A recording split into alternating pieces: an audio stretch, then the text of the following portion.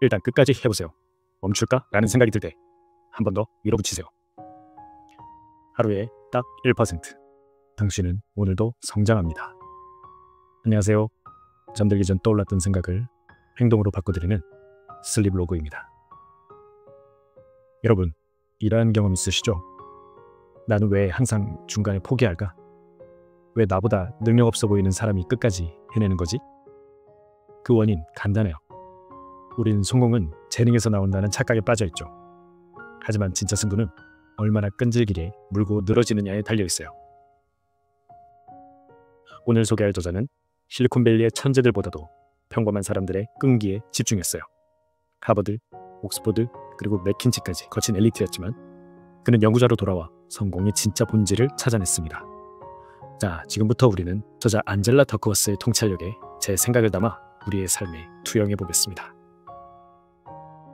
성공은 무엇에서 비롯되는가?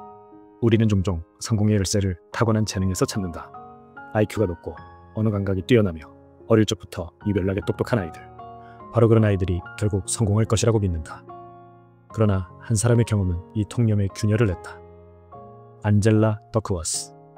그녀는 원래 수학교사였다.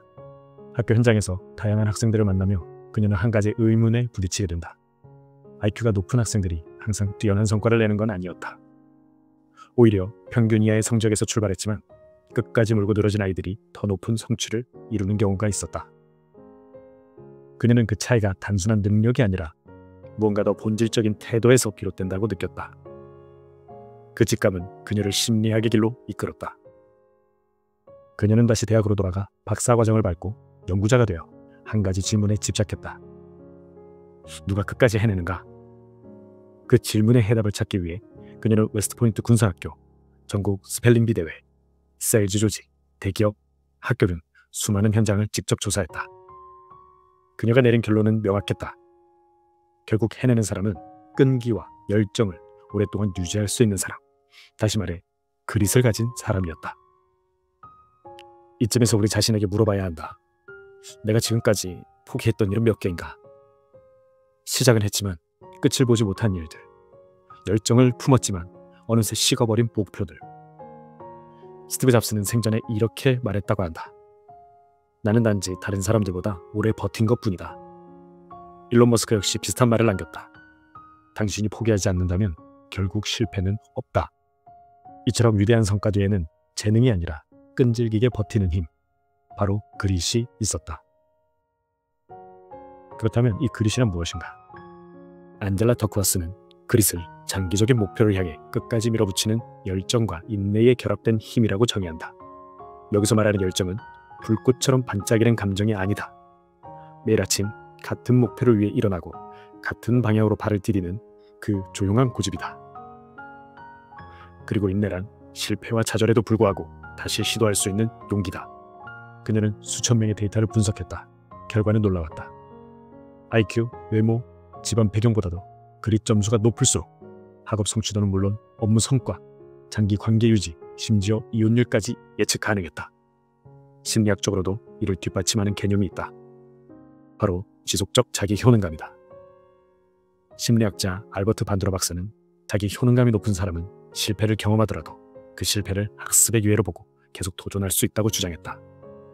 그들은 결과를 내가 바꿀 수 있다는 믿음을 갖고 있기 때문이다.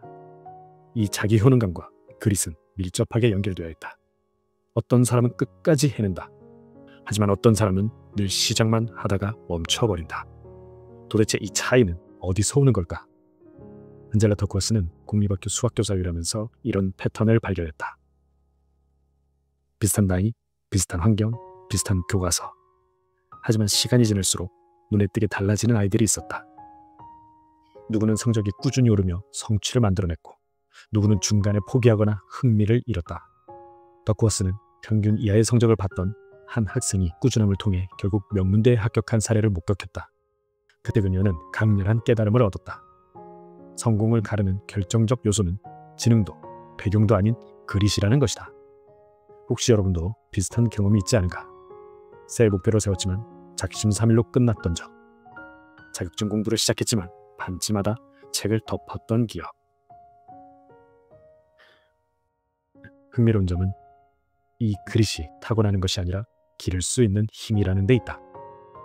더크워스는 다음 3가지 방법을 통해 누구나 그릿을 키울 수 있다고 말한다. 첫째, 장기 목표 설정이다. 단기 목표는 상황에 따라 쉽게 흔들린다.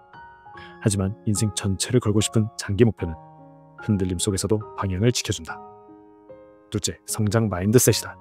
실패를 능력의 한계로 보는 대신 성장의 기회로 재해석할 수 있는 사고방식. 이것은 스탠퍼드대의 캐롤 드웨 교수의 연구와도 연결된다. 성장 마인드셋을 가진 사람은 실패 속에서 배움을 추구하고 노력 그 자체를 가치 있게 여긴다. 셋째, 지속적 연습과 루틴화이다. 매일의 작은 행동을 습관처럼 반복하는 것이다. 이는 행동경제학자 제임스 클리어가 말한 아주 작은 습관의 원리와도 일치한다. 작은 행동 하나가 시간이 쌓이면 인생을 바꾸는 구조로 이어진다. 그런데 여기서 가장 큰 착각이 있다. 바로 나는 원래 꾸준하지 못해요.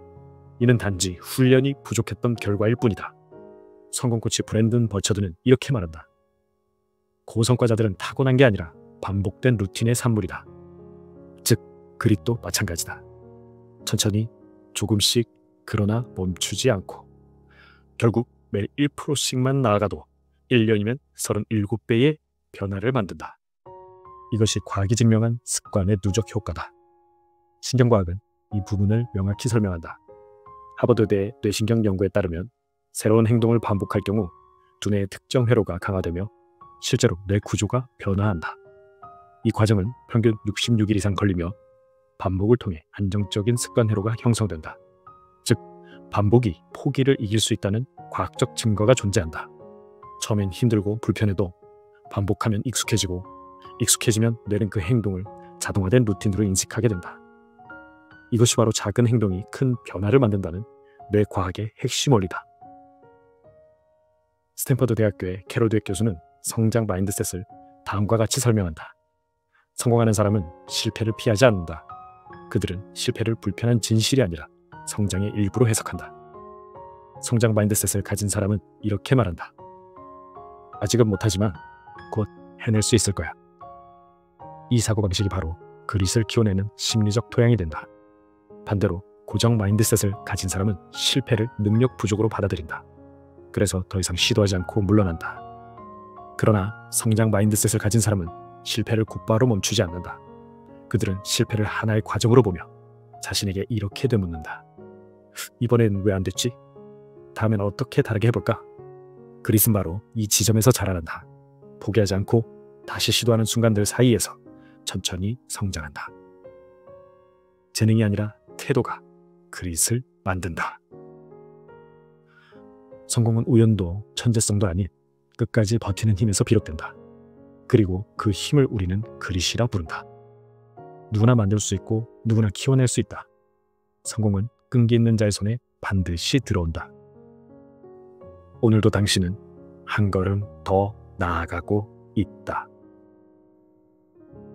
포기하고 싶은 순간 누구나 있어요. 뭔가를 이루고 싶은 마음은 있는데 현실은 너무 버겁고 그래서 우리 대부분은 그냥 포기할까를 반복하죠. 하지만 그걸 멈추는 사람들, 끝까지 가는 사람들, 그들이 바로 그릿 있는 사람들이에요. 지금 당신이 포기하지 않고 한 발 더 내딛고 있다면 당신은 이미 그릿을 훈련 중인 겁니다. 당신은 잘하고 있어요. 어제보다 오늘, 오늘보다 내일 단 1%씩 성장 중입니다. 포기하지 마세요. 당신은 반드시 해낼 수 있어요. 재능보다 중요한 건 지속성입니다. 끝까지 해내는 사람은 특별한 사람이 아니라 지금 이 순간에도 오늘만큼은 버텨보자고 말하는 사람들입니다. 여러분은 그럴 수 있어요. 그릿은 선택입니다. 훈련입니다. 그리고 습관입니다. 자, 마지막으로 오늘도 자신의 다짐을 한 줄 댓글로 적고 시작할게요. 하루에 딱 1%. 오늘도 나는 성장한다. 오늘도 여러분의 성공을 응원합니다. 슬림로고였습니다.